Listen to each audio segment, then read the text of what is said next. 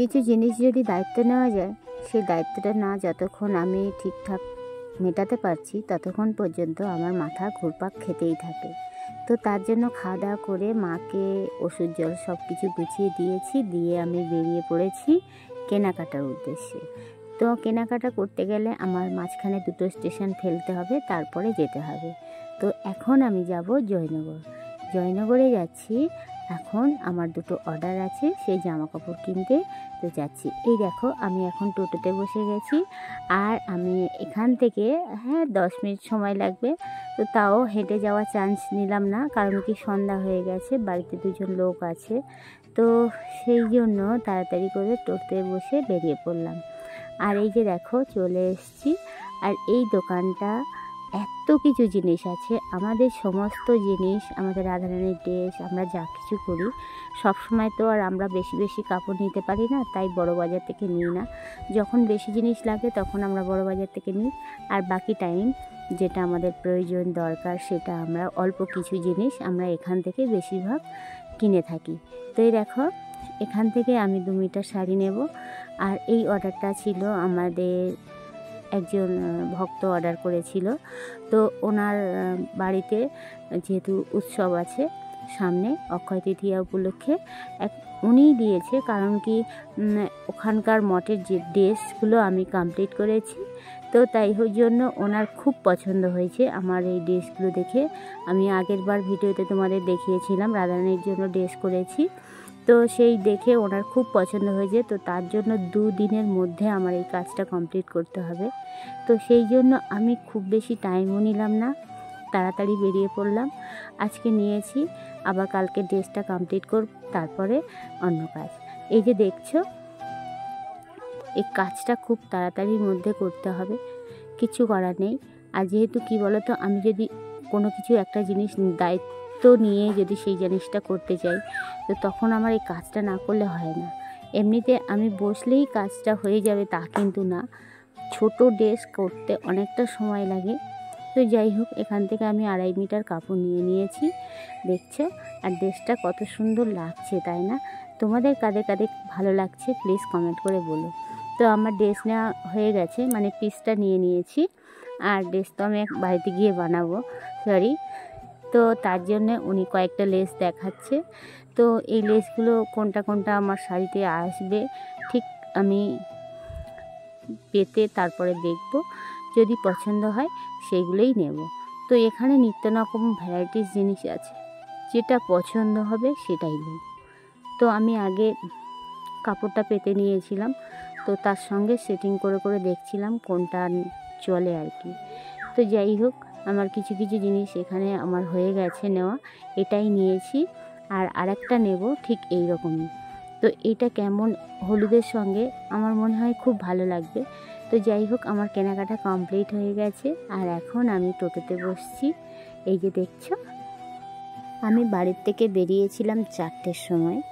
তো যাই হোক, আসা যাওয়ার মধ্যে থেকে কখন যে রাত 9টা বেজে গেছে বুঝতেই পারিনি।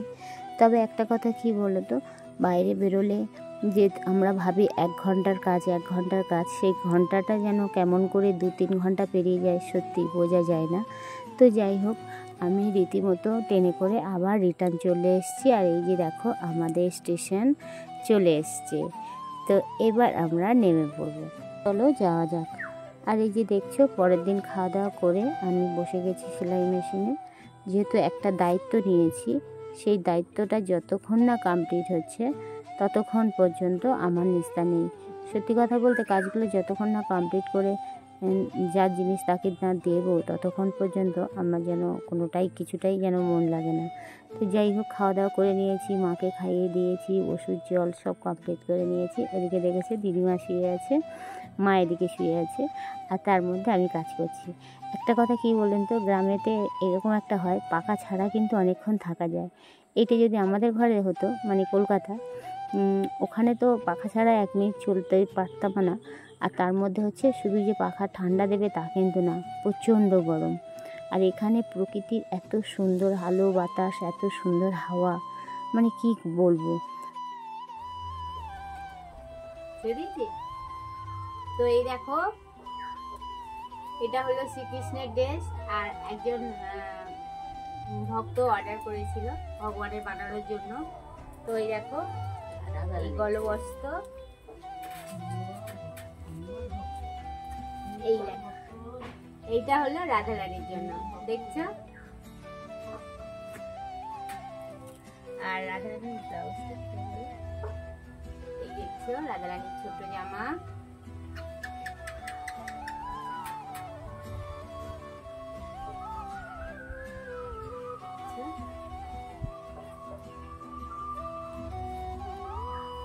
আর এটা গলবস্ত্র। প্রত্যেকটা জিনিস কিন্তু আমি মাপ ছাড়া একটু বড় বড় রেখেছি। কারণটা হচ্ছে গেলে কি, যদি ছোট থাকে তাহলে কিন্তু বড় করা যাবে না, আর যদি বড় থাকে আমি চাইলে কিন্তু এক মুহূর্তে জিনিসটা ছোট করতে পারবো। তো আমি ওর জন্য হিসাব ছাড়া একটু বড় বড় করেছি। আর ভগবানের সবচেয়ে বড় কথা হলো, সিঙ্গারটা যদি সুন্দর করে করা যায় বড় ড্রেস দিয়ে, যত ছোট ঠাকুর হোক না কেন, বড় ড্রেস দিয়ে যদি আমি বড় ড্রেস দিয়ে যদি সারাই মানে পরাই, তো সেক্ষেত্রে কী হবে বলো তো, ভগবানগুলো আরও বড় বড় লাগবে, দেখতে আরও সুন্দর লাগবে। এই দেখো আমি করেছি ধুতি, তারপরে পাঞ্জাবি করেছি, তারপরে উত্তরণ করেছি, রাধারানী ঘাগরা করেছি, রাধারানীর ওড়না করেছি, রাধারানীর ব্লাউজ করেছি, অনেক এরকম করে করে অনেকগুলো জিনিস করেছি। আর আমি এখন চলে এসেছি ওদের ড্রেসগুলো কমপ্লিট করতে।